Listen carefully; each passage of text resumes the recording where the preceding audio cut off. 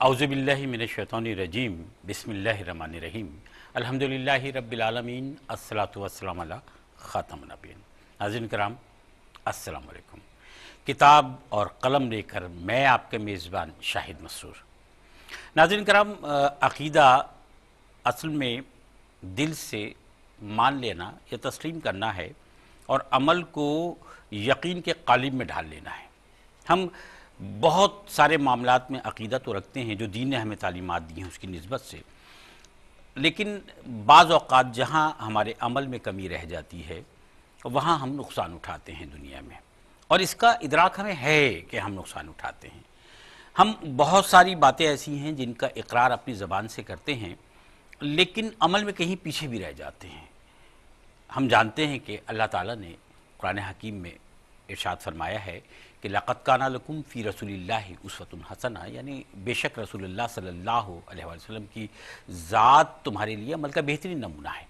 लेकिन ये सब कुछ जानते हुए भी, इस पर यकीन रखते हुए भी, हम बाज़ औक़ात दुनियावी मामलात में इस तरह से इन्वॉल्व हो जाते हैं कि अपने असल मकसद से कहीं आगे पीछे हो जाते हैं, और इस यकीन के साथ कि आप सल्लल्लाहु अलैहि वसल्लम की सीरत पाक को नमूना बनाकर अपनी ज़िंदगी के लिए, अपनी हयात के लिए हमें ज़िंदगी गुजारना है, हमें कुछ रहनुमा उसूल भी देखना होंगे, आप सल्लल्लाहु अलैहि वसल्लम की ज़िंदगी का मुताला भी करना होगा और आप सल्लल्लाहु अलैहि वसल्लम के इरशाद पाक को भी समझना होगा, असातिज़ा की मदद से भी और कुतुब की मदद से भी। इसी निस्बत से अहादीस मुबारका पर मुश्तमिल मुख्तलिफ़ कुतुब जिनका तारुफ़ भी हम आपकी खिदमत पेश करते हैं, तारुफ़ उनके लिए कि जो अब तक इन कुतुब से नाआशना है, वाकिफ़ नहीं है, और बाकी गुफ्तगू जो है वो उन लोगों के लिए कि जिन्होंने इन कुतुब का मुतालिया किया है, इन कुतुब से वाक़फ़ियत रखते हैं। हम आज के जय्यद उलमाए कराम को यहाँ पर मदऊ करते हैं और उनसे इन कुतुब पर हम राय भी लेते हैं और हम इल्मी गुफ्तगू भी करते हैं। आज का प्रोग्राम हज़रत इमाम हुमैदी और मुस्नद हुमैदी की निस्बत से पैकेज मुलाहिज़ा फरमाइए, फिर इंशाअल्लाह प्रोग्राम में गुफ्तगू को आगे बढ़ाएंगे।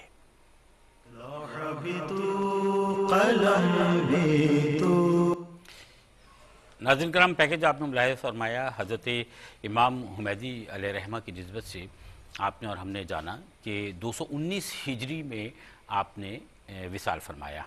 219 हिजरी का मतलब यह है कि तीसरी सदी हिजरी के आगाज़ में, तो बहुत इब्तदाई दौर की बात है और इस पर हम गुफ्तगू करेंगे इंशाअल्लाह। हमारे साथ जो उलमाए कराम, असातिज़ाए कराम तशरीफ़ फरमा हैं जिनसे हम मुस्तकिल सीखते हैं, और जो हमारे नाज़रीन इस प्रोग्राम को देखते हैं, QTV के प्रोग्रामों को देखते हैं, और मैं ख़ुद जो कि तालिब इल्म हूँ, मैं भी इन प्रोग्राम में बैठ कर जो कुछ जानना चाहता हूँ इन असातिज़ाए कराम से पूछता हूँ, तो हम इनके इल्म से मुस्तफ़ीद होते हैं। हमारे लिए काबिल एहतराम मोहतरम अल्लामा मुफ्ती शाह हुसैन गर्देती साहब, अस्सलाम वालेकुम मुफ्ती साहब। वालेकुम सलाम। दूसरी शख्सियत हमारे साथ जो तशरीफ़ फरमा है QTV के प्रोग्राम्स में बड़ी बाकायदगी से अब हमारे साथ मौजूद हैं और बड़ी खूबसूरत गुफ्तगू करते हैं, दलील के साथ गुफ्तगू करते हैं, हासिल मुतालिया गुफ्तगू करते हैं। हमारे साथ मोहतरम मुफ्ती वसीम अख्तर साहब तशरीफ़ फरमा है। अस्सलाम वालेकुम मुफ्ती साहब। वालेकुम सलाम। अल्हम्दुलिल्लाह। शाह साहब, ये तो बात समझ में आई कि इब्तदाई दौर की बात है, तो हम उस अहद पर भी बात करना चाहेंगे, यानी हालात, मामलात, वाक़यात अहद में शामिल। फिर ये कि आपकी ज़ात के बारे में जो मुहद्दिसीन इकराम की राय है वो क्या है? बिस्मिल्लाहिर्रहमानिर्रहीम। पहली बात तो ये अर्ज़ करूँगा कि लिकुल्ल फ़न रिजाल, हर फ़न के लिए अलग से कुछ लोग होते हैं, वो उस फ़न को बामे उरूज तक पहुँचाते हैं। क्या बात, सुभान अल्लाह। कुछ वो लोग हैं जिन्होंने अपने आप को तफसीर के लिए, कुरान हकीम की खिदमत के लिए वक़्फ़ कर दिया। कुछ वो लोग हैं उस दौर में वो अहादीस जमा करते थे, ठीक, और कुछ वो लोग हैं जिनको फ़ुक़हा कहा जाता है कि वो कुरान हकीम के मफ़हूम के ऊपर बात करते थे और अहादीस के मफ़हूम के ऊपर बात करते थे। मोटे लफ्ज़ों में आप ये समझें कि वो कुरान और हदीस से इज्तिहाद करते थे। क्या बात, ये अलग अलग शोबे हैं, और इज्तिहाद करने में भी हर एक का अपना तरीक़ाकार था। हज़रत इमाम अबू हनीफ़ा रहमतुल्लाह तआला अलैह ने भी हदीस जमा की हैं, اور ان کی مرویات جو ہے نا وہ کتاب الاثار ہے، اس میں موجود ہیں. امام محمد نے سے وہ روایت کرتے ہیں، امام محمد ان سے جو ہے. ایسی ایک نسخہ ہے، امام ابو یوسف بھی روایت کرتے ہیں. اور پھر اس کے علاوہ بھی مسند امام اعظم کے نام سے، امام ابو حنیفہ کے نام سے وہ بھی موجود ہے. پھر ان کی کچھ مرویات جو ہیں وہ حضرت امام محمد نے موطا امام محمد میں بھی ذکر کی. ماشاءاللہ. تو گویا مرویات ان کی بھی تھیں. لیکن حضرت امام ابو حنیفہ رحمۃ اللہ تعالی علیہ کا اصل جو ماخذ تھا وہ قرآن حکیم تھا. وہ قرآن حکیم فرقان حمید کی آیات کے اوپر غور و فکر کرتے تھے اور مسائل کا استنباط کرتے تھے اور احادیث سے مدد بھی لیتے تھے اور ان کو اصل بھی بناتے تھے، ان سے بھی استنباط کرتے تھے. تو اسی دور میں کچھ لوگ ایسے تھے جو حدیث کے جمع کرنے میں لگے ہوئے تھے اور مختلف طریقوں سے وہ حدیث جمع کرتے تھے، مختلف راویوں دور ہے. جی وہ دور تھا. تو اس دور میں جب یہ حدیث جمع ہو رہی تھی تو ظاہر ہے یہ کام شروع ہو گیا تھا. لکھنے لکھانے کا کام تو نبی اسلام کے زمانے سے تھا کہ بعض صحابہ جو ہے نا وہ حدیث لکھتے تھے. پھر بات بڑھتے بڑھتے بڑھتے جو ہے نا وہ آگے آ گئی تو ایک پورا فن ترتیب پا گیا اور اس کے لیے سفر جو ہے نا کیے جانے لگا. وہ ایک حدیث شریف میں ہے کہ ایک صاحب جو ہے نا وہ مدینہ منورہ سے پہنچے حضرت ابو الدرداء کے پاس شام میں، اور انہوں نے کہا کہ مجھے آپ سے حدیث سننی ہے، اس کے علاوہ میرا یہاں پر کوئی کام نہیں تھا. تو انہوں نے ان سے حدیث سنی. تو گویا وہ چند ایک حدیث یا ایک حدیث سننے کے لیے وہ مدینہ منورہ سے شام تک کا سفر کیا انہوں نے. یہ جن کے بارے میں بات ہو رہی ہے مسند حمیدی، ان کے بارے میں کہا بھی گیا ہے کہ یہ قریش میں سے تھے. تو یہ بات تو الگ ہے، لیکن یہ تھے کہاں کے، یہ تھوڑا سا محل نزاع ہے. کچھ لوگ تو یہ کہتے ہیں ادھری کے تھے، مکہ کے تھے، لیکن کچھ لوگوں نے یہ بات کہی ہے کہ یہ سندھ سے تعلق رکھتے تھے، سندھ میں یہ پیدا ہوئے تھے.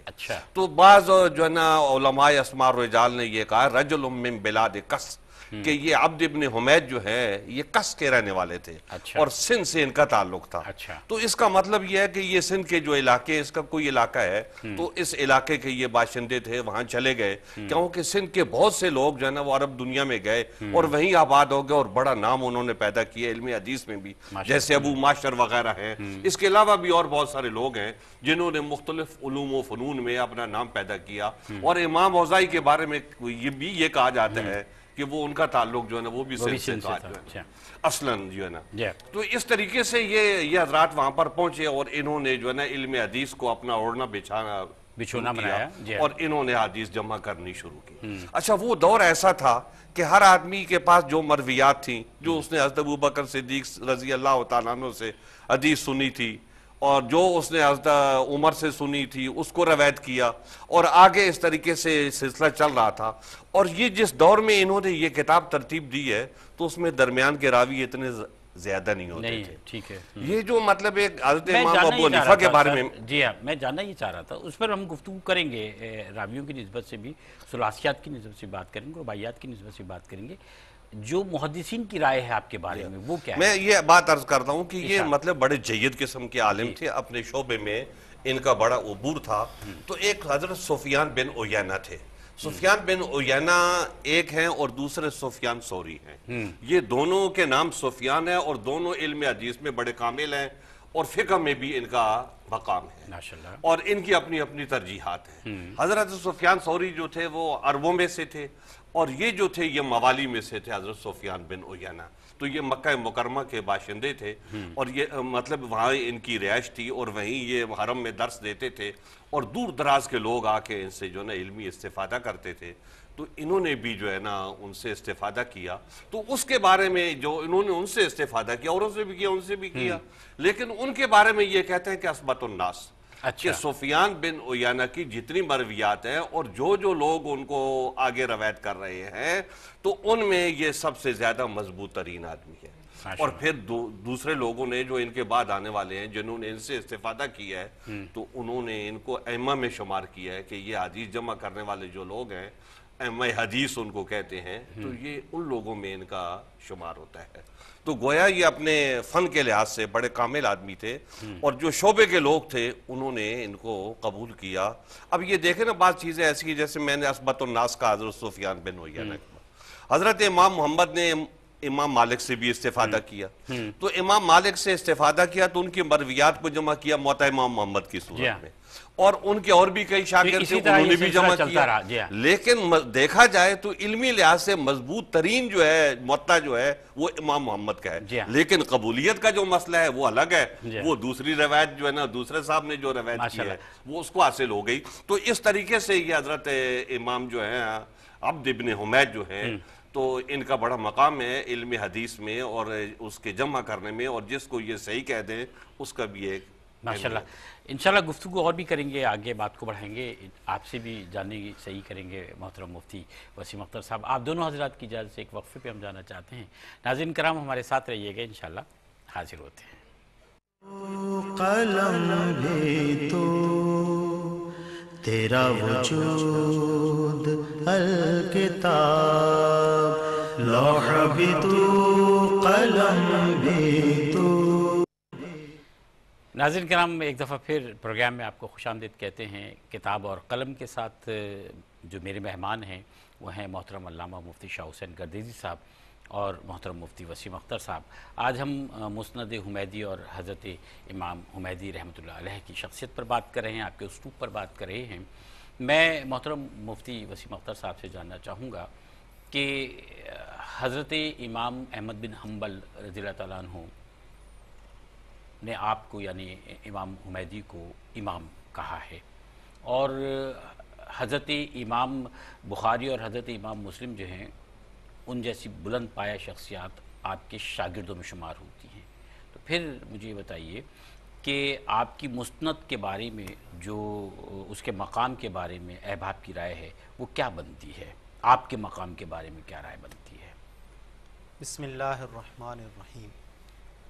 سب سے پہلے تو یہ بات سمجھ لیجئے کہ مسند جو حدیث کی کتاب ہوتی ہے وہ ایک مخصوص کتاب کو کہتے ہیں، ٹھیک، اور اس کے اندر یہ ہوتا ہے کہ جو صحابہ کرام علیہم الرضوان کی مروی احادیث ہیں تو ہر صحابی کے اعتبار سے ان تمام احادیث کو جمع کیا جاتا ہے، ٹھیک ہے، قطع نظر اس سے کہ وہ صحیح ہیں یا ضعیف ہیں یا حسن ہیں، کسی خاص موضوع سے متعلق ہیں یا کسی موضوع سے متعلق نہیں ہیں، تو ان تمام کو صرف جمع کرنا مقصود ہوتا ہے۔ اچھا ہم نے جبکہ جو سنن ہوتی ہیں، جو سنن ہے یا جامع ہے، اس کے ہم اندر نے جو میں سنن اور مسند پہ گفتگو خاصی کی، اور یہ بڑی اچھی بات ہے کہ ہم ہر پروگرام میں بتا ضرور دیں ان نئے دیکھنے والے اپنے ناظرین کو کہ جو نہیں جانتے۔ ارشاد فرمائیے گا۔ تو سنن میں جو ہوتا ہے اس میں صرف جو مصنف ہوتا ہے وہی احادیث وہ اس میں نقل کرتا ہے جو اس کے نزدیک صحیح ہوتی ہیں، ٹھیک ہے، تو اس میں کیونکہ صحت کا دار و مدار زیادہ ہوتا ہے بمقابلہ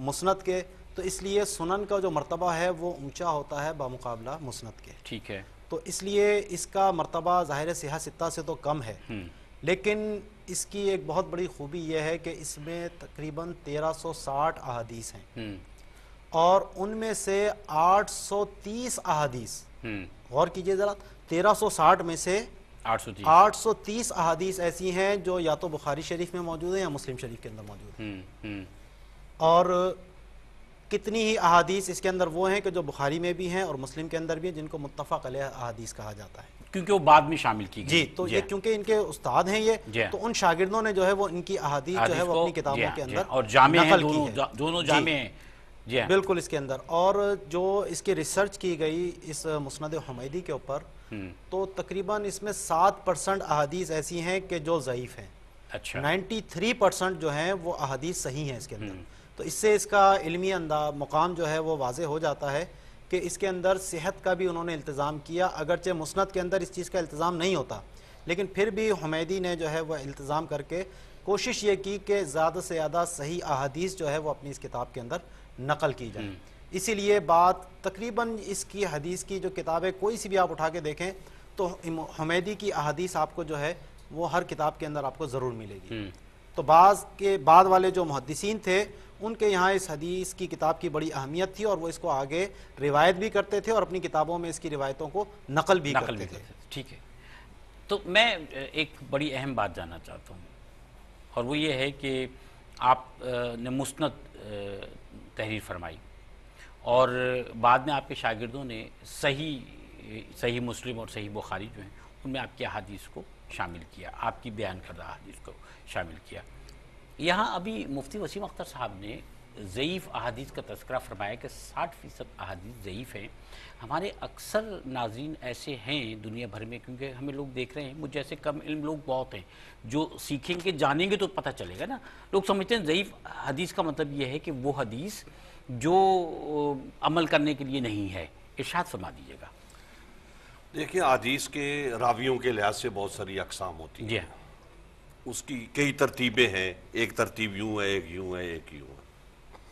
تو راویوں کے لحاظ سے جو اس کی اقسام ہوتی ہیں تو وہ صحیح بھی ہوتی ہیں، حسن بھی ہوتی ہیں اور ضعیف بھی ہوتی ہیں۔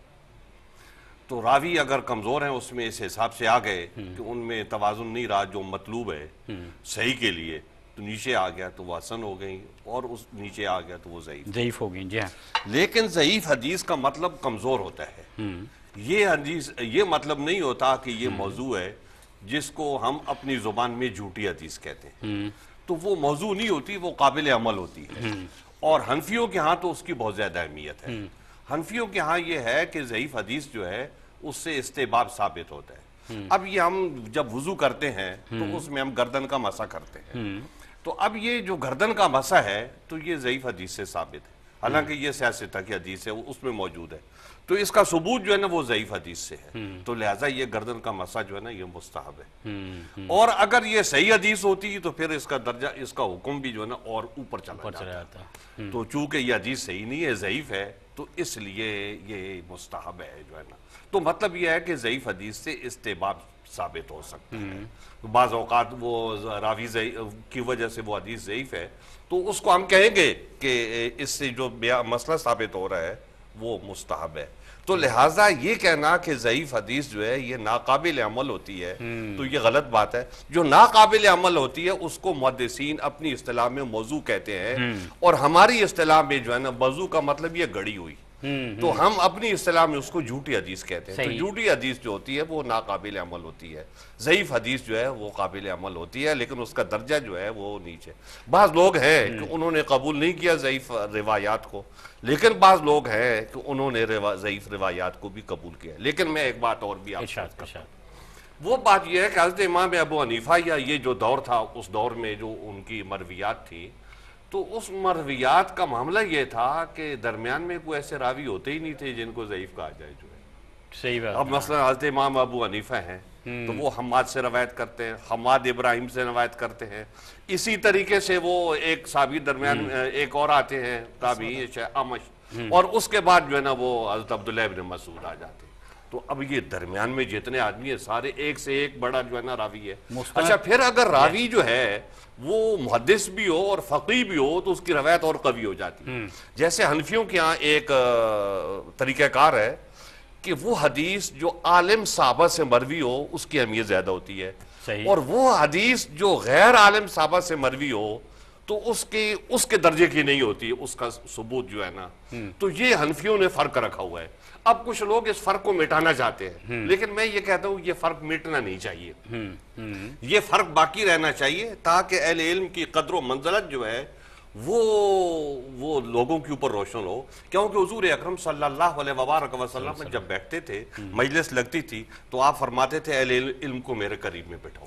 تو وہ اہل علم نبی اکرم علیہ السلام جو کچھ فرماتے تھے وہ اہل علم جو ہیں وہ اس درجے کے لوگ ہوتے تھے کہ اس کو من و عن جو ہے وہ آگے روایت کرتے تھے، اور دوسرے لوگ جو عوام ہوتے ہیں وہ اس کو من و عن روایت نہیں کر سکتے، وہ اس کا مطلب بیان کرتے ہیں۔ تو مطلب میں خطا بھی ہو سکتی ہے، غلطی بھی ہو سکتی ہے، اور بھی کئی صورتیں جو ہے نا وہ پھر بعض چیزوں کو وہ سمجھتے ہی نہیں ہیں۔ تو اس طریقے سے وہ حضور اکرم صلی اللہ علیہ وبارک وسلم کی روایت کو صحیح طریقے سے آگے پہنچانے کا جو طریقہ کار ہے اس میں ضعف واقع ہو جاتا ہے۔ تو لہٰذا وہ صحابہ اکرام جو عالم تھے ان کی مرویات کو حنفیوں کے ہاں بہت زیادہ اہمیت دی جاتی ہے بنسبت دوسرے لوگوں کے۔ لیکن ایک مرتبہ جو آپ نے سوال کیا میں پھر اس کا جواب دینا چاہتا ہوں کہ ضعیف کا یہ مطلب نہیں ہوتا کہ یہ حدیث ناقابل عمل ہے، وہ حدیث قابل عمل ہے لیکن اس کا درجہ جو ہے نا وہ کم۔ کم ہے. اچھا میں مفتی وسیم اختر صاحب آپ سے جاننا چاہوں گا کہ جو بات ہو رہی ہے روایتوں کی بات ہو رہی ہے تو محدثین کے نزدیک کم روایتوں والی جو احادیث ہیں جب وہ اس کو پیش کرتے ہیں تو بڑے فخر کے ساتھ پیش کرتے ہیں. اب ہم مسند حمیدی کی طرف آتے ہیں کہ اس میں جو ہے وہ ثلاثیات کی نسبت سے یعنی 3 روایتوں والی 3 حوالوں والی احادیث جن کو ہم ثلاثیات کہتے ہیں وہ کتنی ہیں, ان کی تعداد کتنی ہے یا کتنے پرسنٹ ہیں, اور جو رباعیات احادیث ہیں وہ کتنی ہیں, اور یہ بھی واضح فرما دیجیے گا ہمارے ناظرین کے لیے میرے لیے بھی کہ رباعیات حدیث کیا ہیں. ثلاثیات یا رباعیات جب ہم کہتے ہیں تو اس کا مطلب یہ ہوتا ہے کہ جو روایت کرنے والے ہیں حدیث کے اور حضور نبی کریم رؤوف الرحیم صلی اللہ علیہ وسلم ان کے درمیان کتنے واسطے ہیں. جی تو جتنے کم واسطے ہوں گے اتنا ہی جو ہے اس سند کی اہمیت زیادہ بڑھتی چلی جائے گی, کیونکہ اس میں ضعف کا امکان کم سے کم ہوگا. جیسے مفتی صاحب نے بھی فرمایا کہ امام اعظم ابو حنیفہ رضی اللہ تعالیٰ عنہ کے دور میں جو احادیث ہوتی تھی اس میں درمیان میں واسطے ہی بہت کم ہوتے تھے, تو اس لیے وہاں واسطے ہوتے تھے, اتنا وہ مسئلہ نہیں تھا ضعیف راوی کا. یا بعد میں اگر وہ روایت میں سند میں کچھ لوگ آتے گئے یا کوئی ضعیف راوی آ گیا تو اس کی وجہ سے اگر کوئی حدیث کو ضعیف کہا گیا تو اس سے امام صاحب کے اوپر مذہب کے اوپر کوئی فرق نہیں پڑتا. تو ثلاثیات جو تھی محدثین کرام میں اس کی بڑی اہمیت ہے, اور امام بخاری نے ان کو بڑا فخر تھا اپنی ان ثلاثیات کے اوپر. اس کے لیے جیسے ابھی ایک حدیث بیان کی کہ حضرت ایک شخص جو ہے وہ مدینہ منورہ سے سفر کر کے شام گیا حضرت ابو درداء رضی اللہ تعالیٰ عنہ کے پاس, کیونکہ اس نے وہ حدیث وہاں مدینہ منورہ میں سنی تھی. تو وہ درمیان کا واسطہ ختم کرنے کے لیے کہ ڈائریکٹ جا کے میں حضرت ابو درداء سے سنوں وہ حدیث, تو وہ جا کے وہاں پہنچا. تو اس میں بڑی محنت کرنی پڑتی ہے کہ درمیان کے واسطے کتنے کم کیے جا سکتے ہیں. تو مسند حمیدی کے اندر 39 احادیث ایسی ہیں کہ جن کو ثلاثیات کہا جاتا ہے, کہ جس میں صرف امام حمیدی کے درمیان اور حضور نبی کریم رؤوف الرحیم صلی اللہ علیہ وسلم کے درمیان صرف 3 راویوں کا واسطہ تھا. اور جو رباعیات ہیں, رباعیات کا مطلب ہے کہ 4 واسطے ہوں درمیان میں, تو وہ تو تقریباً 75% جو احادیث ہیں اس کی وہ رباعیات پہ مشتمل ہیں. کیا بات ہے, ماشاءاللہ. اور باقی پھر تھوڑی سی جو احادیث باقی بچتی ہیں, سمجھیں یہ 75% تو یہ ہو گئے اور 39 احادیث یہ ہو گئیں, تو 76-77% کے بعد جو باقی بچتا ہے 23% ہیں. اس میں سے کچھ احادیث جو ہیں وہ خماسیات یعنی 5 راوی ہیں درمیان میں, اور کچھ چند ایسی ہیں کہ جو 6 راویوں والی ہیں, ورنہ کم سے کم درمیان کے واسطے تھے. اس لیے اس کتاب کی جو اہمیت ہے وہ سب سے بڑھ کر ہو جاتی ہے. اور اس میں احادیث صحیح کا جو تناسب ہے وہ 93%, جیسے میں نے کہا کہ صرف 7% احادیث ایسی ہیں کہ جن کو بعض نے کلام کیا اس کے اوپر, وہ بھی مختلف ہی ہیں. بعض نے ان کو صحیح بھی کہا, کسی نے حسن کہا, لیکن 93% 93% ایسی ہیں کہ جن کی صحت کے اوپر اتفاق ہے. اچھا دیکھیں, قربت رسول جو ہے وہ سب سے بڑی سعادت ہے. کیا بات, قربت رسول. لیکن جب وہ ختم ہو گئی ظاہری طور پہ تو اب راوی درمیان میں آنے لگے, تو جہاں راویوں کا تسلسل جو ہے نا وہ کم ہوا تو وہ قربت ہو گئی نبی اکرم علیہ السلام سے. اس آدمی کی بھی ہو گئی, اس روایت کی بھی ہو گئی. کیا بات ہے. تو بالادستی کی وجہ جو ہے وہ قربت رسول صلی اللہ علیہ وسلم. ایک وقفے پہ چلے جائیں آپ کی اجازت سے, آپ کی وسیم صاحب اجازت ہمیں درکار ہے. حاضر ہوتے ہمارے ساتھ رہیے گا. قلم بھی تو تیرا وجود الکتاب, لوح بھی تو قلم بھی تو.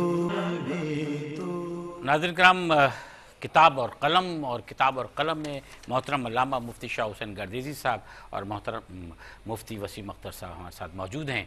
آج مسند حمیدی پر گفتگو ہو رہی ہے, امام حمیدی علیہ رحمہ پر ہم گفتگو کر رہے ہیں. میں محترم شاہ حسین گردیزی صاحب سے امام حمیدی کے اسلوب پر بات کرنا چاہوں گا. دیکھیں, بات یہ ہے کہ ان کا ہر جو احادیث جن لوگوں نے جمع کی ہیں ان کا ایک طریقہ کار ہوتا ہے. میں پہلے بھی آپ سے عرض کی کہ یہ کام صحابہ کے دور میں شروع ہوا. صحابہ اکرام میں کچھ ایسے تھے جو حدیث جمع کرتے تھے, ہر ایک طریقہ کار تھا, اس کے مطابق وہ لکھتے رہے. صحیح فرمایا سر. پھر یہ جیسے جیسے بات آگے بڑھتی گئی اس میں بہتری آتی گئی. ایک وقت وہ آیا کہ یہ فن جو ہے نا کامل طور پہ منضبط ہو گیا اور اچھے عمدہ طریقے سے, اور ہر چیز جو ہے نا وہ سامنے آ گئی کھول کے. اب اس میں جو ان کا طریقہ کار ہے, جیسے ابھی حضرت صاحب نے بھی بیان کیا ہے کہ ان کا طریقہ کار یہ ہے کہ یہ مسند ہے اور مسند میں صحابہ کرام کی مرویات بیان کی جاتی ہیں. صحیح. تو جب صحابہ کرام کی مرویات بیان کی جاتی ہے ضروری تو نہیں ہے کہ وہ ساری صحیح ہوں یا اصح ہوں یا وہ ساری کمزور ہوں، ایسا تو نہیں ہے. تو اس میں بھی انہوں نے ایک خاص ترتیب رکھی، ایک ڈھنگ سے اس کو جو ہے نا مرتب کیا تاکہ کمزور بات جو ہے وہ نہ آنے پائے، اور اگر کوئی کمزور بات آئی جاتی ہے تو وہ کم سے کم درجے کی ہو. تو یہ طریقہ کار جو ہے انہوں نے رکھا. اور پھر یہ آگے جب بات بڑھی آگے، اب جیسے وہی ان کی جو مرویات ہیں تو وہ مرویات امام بخاری اور امام مسلم کے ذریعے اور دوسرے محدثین کے ذریعے وہ سنن میں داخل ہو گئی، کیونکہ یہ ان کا جو طریقہ کار تھا وہ مسند کا تھا اور ان کا طریقہ کار جو تھا وہ سنن کا تھا. تو اب وہ جب سنن کا تھا تو وہاں جا کے ان کی حیثیت جو ہے نا وہ بدل گئی. جب وہ روایت جو ہے ان کی کتاب سے آپ لیں گے تو اس کی حیثیت اور ہوگی، اور وہی روایت جو ہے نا جب آپ وہاں پر لیں گے بخاری سے اور مسلم سے لیں گے تو اس کی حیثیت جو ہے نا وہ بدل جائے گی. تو اس کے اندر اور زیادہ قوت آ جائے گی. تو یہ ان کا طریقہ کار ہے، اس حساب سے انہوں نے اس کو جو ہے نا اپنی بات کو آگے بڑھایا ہے اور بہتر انداز میں اور خوبصورت انداز میں. پھر بات آپ سے ایک اور بھی عرض کروں کہ جب یہ لوگ حدیث بیان کرتے ہیں تو یہ کوشش ان کی یہی ہوتی ہے کہ لفظ بھی وہی ہو جو آپ صلی اللہ علیہ وسلم نے ارشاد فرمائے. جی ہاں، لفظ بھی وہی ہوں کہ من و عن جو ہے نا انہی الفاظ و کلمات کو جو ہے نا آگے بڑھایا جائے. لیکن جیسے امام بخاری ہیں یہ روایت بالمعنی کی بھی قائل ہے کہ آپ جو ہے نا اس کے مفہوم کو آگے پیش کر دیں. تو اس لیے بعض اوقات ایسا بھی ہے کہ بخاری کی ایک روایت ہے اور وہ اصل اس کی یہی ہے، مسند حمیدی ہے، تو اس میں اور اس میں الفاظ میں کلمات میں جو ہے نا کچھ فرق آ جاتا ہے. تو اس کی وجہ یہ ہوتی ہے کہ امام بخاری جو ہے روایت بالمعنی کے قائل ہے، اور ایسے دوسرے محدثین بھی ہیں کہ وہ روایت بالمعنی کے قائل ہے اور اس کا مفہوم جو ہے وہ آگے پیش کرتے ہیں. تو اس میں تھوڑا سا فرق بھی آ جاتا ہے، لیکن بہرکیف ان کی حقیقت کو، اصلیت کو انہوں نے اختیار کیا اور اس کو اور بہتر صورت میں انہوں نے پیش کرنے کی کوشش کی. ایک بات اور عرض کروں، وہ یہ ہے کہ یہ محدثین ایسے ہیں کہ اگر یہ سمجھتے ہیں کہ گرامر کے لحاظ سے یہ کلمہ یہاں پر غلط ہے، یہ سمجھتے ہیں، جانتے ہیں کہ یہ غلط ہے، اس کے باوجود یہ اسی کو اسی طریقے سے روایت کرتے ہیں. اس میں اپنی طرف سے یہ تبدیلی نہیں کریں گے، کیونکہ روایت باللفظ کا تقاضا یہ ہے کہ آپ اپنی طرف سے اس میں کوئی تبدیلی نہ کریں. تو یہ حضرات جو ہے نا یہ اس کا بھی اہتمام کرتے ہیں کہ یہ جیسا ہم نے سنے ہم آگے اس کو اسی طریقے سے پیش کر رہے ہیں. ہم یہ جانتے ہیں کہ گرامر کے لحاظ سے اس کلمے کو یہاں پر نہیں ہونا چاہیے، لیکن چونکہ ہم نے اپنے استاد سے ایسے ہی سنے تو دیانت کا تقاضا یہ ہے کہ اس کو ایسی منتقل کیا جائے. تو یہ ان حضرات کا کمال ہے اور اس شعبے میں کمال ہے. اور اگر یہ ان کا حق تھا کہ اس کی وہ درستگی کر سکتے تھے، لیکن انہوں نے یہ بھی نہیں کیا. میں محترم مفتی وسیم اختر صاحب آپ سے جاننا چاہوں گا، آپ جو ارشاد فرمانا چاہ رہے ہیں اس سلسلے سے وہ بھی فرمائیے گا. سوال بھی میں آپ کی نظر کر رہا ہوں کہ حضرت امام حمیدی علیہ رحمہ ان شاگردوں کے استاد ہیں کہ جنہوں نے کثیر احادیث کو اور کثیر روایات کو اپنی کتب میں شامل کیا ہے، لیکن اس کے باوجود آپ نے مسند حمیدی میں اتنی زیادہ احادیث کو شامل نہیں کیا. اس کی وجہ کیا ہے؟ پہلے تو میں اسلوب کے حوالے سے تھوڑی سی ایک بات عرض کر دوں کہ یہ جو ان کی کتاب ہے امام حمیدی کی، اس میں جو زیادہ تر احادیث انہوں نے لی ہیں وہ اپنے استاد سفیان بن عیینہ کی لی ہیں.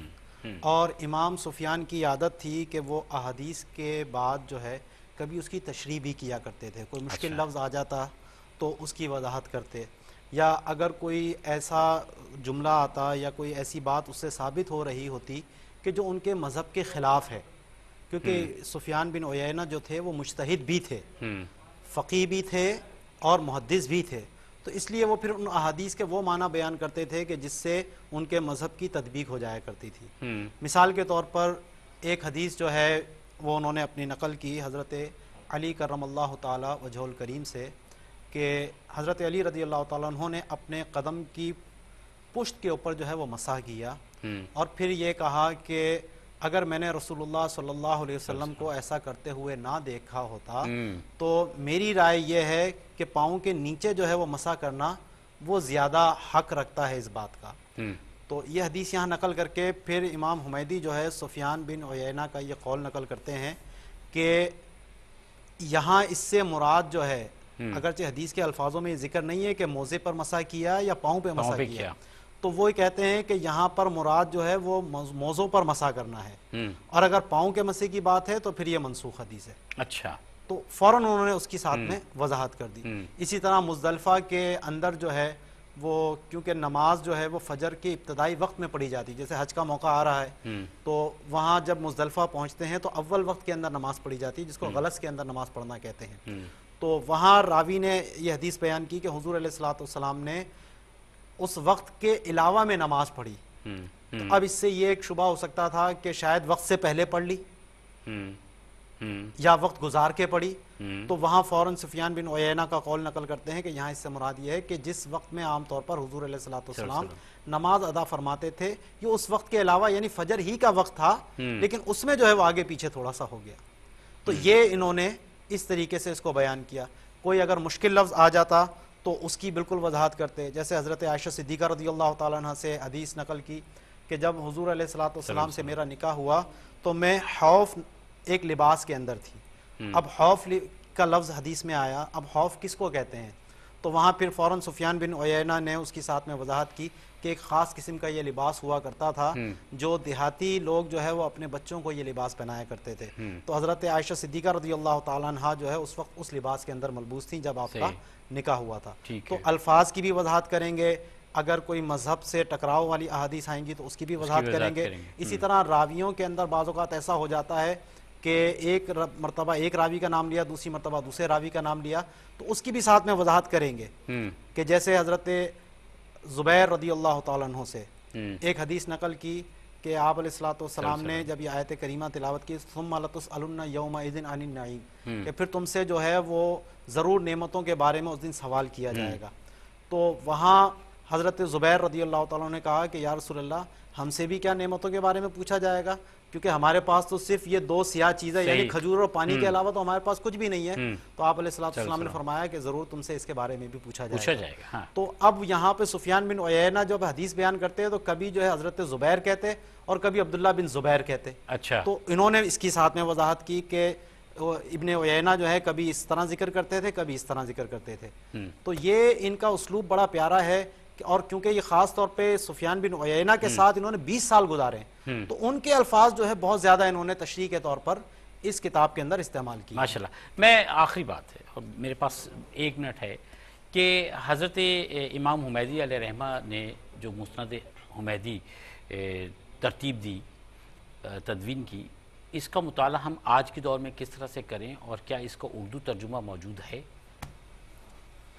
دیکھیے بات یہ ہے کہ جس طریقے سے حضرت فرما رہے تھے کہ یہ اپنی بات بھی ساتھ میں سفیان بن عیینہ کرتے تھے، اس کو بھی لیتے تھے، یہ چیزیں بعض اوقات جو ہے نا غلط فہمی پیدا کر دیتی ہیں۔ ایسی یہ عادت امام بخاری رحمۃ اللہ تعالیٰ علیہ کی بھی تھی کہ وہ ایک حدیث روایت کرتے ہیں اور پھر آگے جو ہے وہ مثلا حضرت عائشہ سے ایک حدیث انہوں نے روایت کی تو ظاہر ہے وہ قالت کہہ کے کی تو حضرت عائشہ ان سے مروی ہے۔ اب آگے جا کے قالا کہہ کے وہ آگے ایک اور نئی بات کر دیتے ہیں، تو اب وہ نئی بات جو ہے نا وہ بہت ساری غلط فہمیاں پیدا کر دیتی ہے۔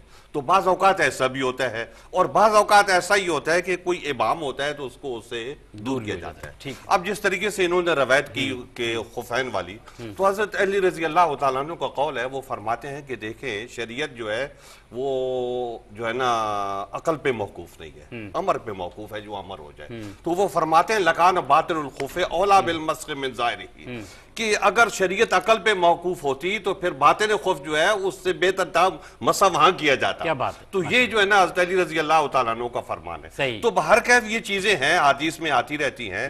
تو حضرت امام عبداللہ بن زبیر جن کی مسند ہے، مسند حمیدی جن کو ہم کہتے ہیں، تو وہ آج بھی اس قابل ہے کہ اس کو پڑھا جائے، لیکن دوسری جو حدیث کی جید کتب موجود ہیں تو ان کی روشنی میں اس کو دیکھا جائے تو اور زیادہ بہتر اور اچھے انداز میں جو ہے اس کا اردو ترجمہ بھی ہے، تو یہاں پاکستان میں دستیاب بھی ہے۔